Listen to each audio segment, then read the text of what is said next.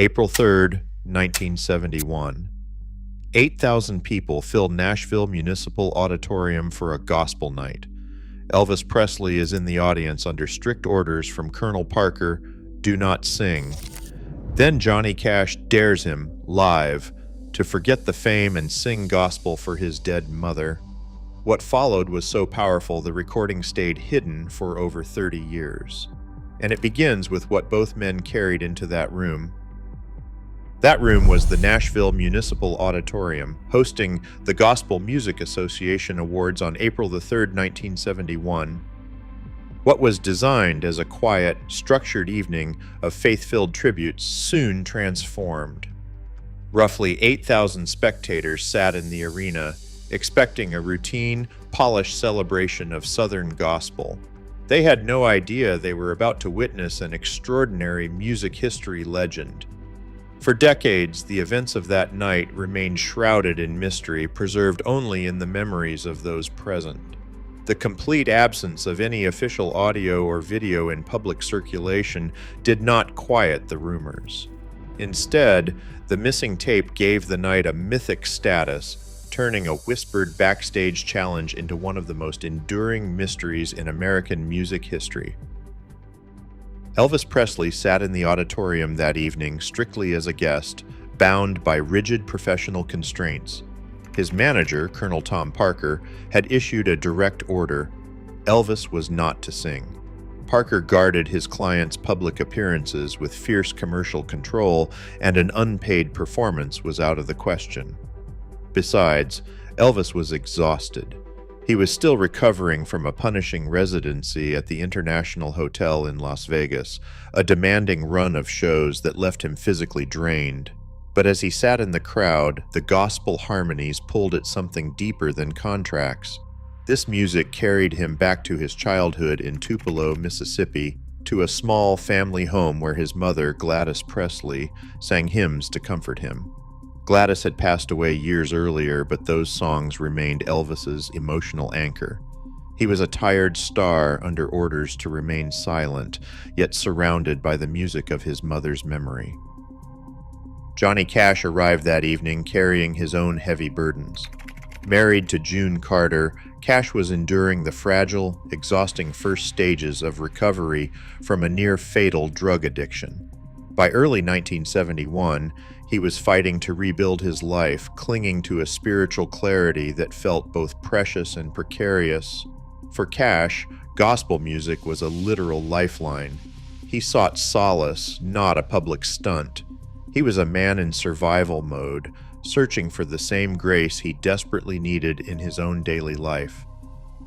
This deep, private vulnerability meant that when Cash eventually spoke, he did so from raw conviction, completely stripped of theatrical display. Johnny Cash looked out from the stage of the Nashville Municipal Auditorium, directly addressing the famous guest sitting in the crowd. In front of 8,000 spectators and the glare of the cameras, Cash broke from his planned set to speak to Elvis Presley. He praised Elvis's gospel voice, calling it a gift that surpassed his rock and roll fame. Then, Cash delivered a challenge that shocked the room. But Cash did not stop there. He pushed the moment further, daring Elvis to sing a hymn for his mother. Gladys Presley had died in 1958, and her passing remained Elvis's most painful, guarded wound.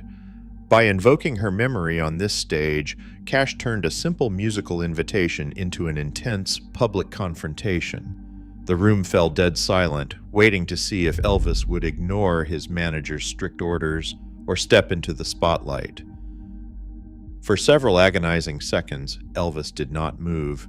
He sat frozen in the quiet of the auditorium, caught between the strict professional warnings of his manager and the raw, emotional weight of Cash's challenge. Then, the hesitation broke.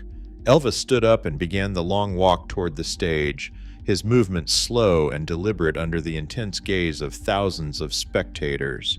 As he climbed the steps, the house band prepared to follow his lead, lifting their instruments to provide their usual polished, professional backing. But Elvis raised a hand, quietly waving them off. He wanted no orchestra, no rhythm section, and no safety net. Standing entirely alone at the microphone, stripped of his usual theatrical production, he paused in the silence to gather his breath. When he at last opened his mouth, the opening lines of Amazing Grace rang out completely unaccompanied. Without a single instrument to support him, his bare, solitary voice filled the cavernous room. At first, the sound was fragile. The raw, unfiltered texture of Elvis's voice cracked and trembled, carrying the heavy weight of his mother's memory into the quiet. It was not the polished, effortless performance of a Las Vegas headliner, but the desperate prayer of a grieving son. Slowly, as the familiar melody took hold, his tone grew steadier, rising to fill the massive arena with a deep, resonant warmth that shook the room. Throughout the vast auditorium, the thousands in attendance sat in absolute, breathless silence. Nobody cheered, nobody whispered. The collective shock of the moment seemed to suspend the entire crowd in place. At the side of the stage, Johnny Cash stood watching, tears streaming down his face as the gravity of his own dare unfolded. He had hoped for a moment of genuine grace, but the sheer emotional vulnerability of the performance completely overwhelmed him. Unable to remain a mere spectator, Cash stepped forward. His deep, rugged baritone cut through the air, blending with Elvis's rich tenor. The two men, bound by their shared Southern roots and private struggles, lifted their voices together in an impromptu, soaring harmony. In that brief, unscripted space, the division between superstar and human vanished, leaving only two broken men finding a moment of peace. As the final notes faded into the quiet auditorium, Cash and Presley met in a long, emotional embrace on stage.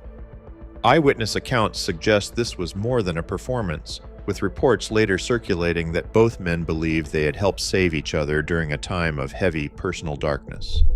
Backstage, away from the crowd, a quiet agreement allegedly took place. Rather than rush the recording for a commercial release, Cash and Presley reportedly decided to keep the tape locked away, preserving the moment as a private sanctuary and a gift for the future. Though these backstage exchanges remain unconfirmed legends, they speak to the lasting bond between two giants who, for a few minutes, found refuge in a song. Subscribe for more incredible music history stories.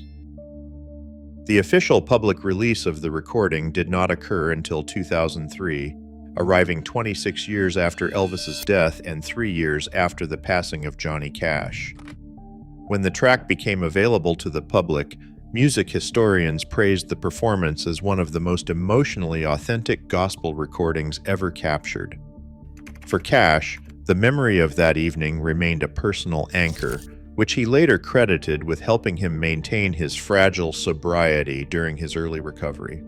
For Elvis, the raw vulnerability of the moment allowed him to briefly step away from his massive fame, finding a quiet space to reconnect directly with the memory of his mother, Gladys. Beyond the mythology of stardom lies a fragile human truth. In our loudest, most broken moments, can music still heal people the way it did that night?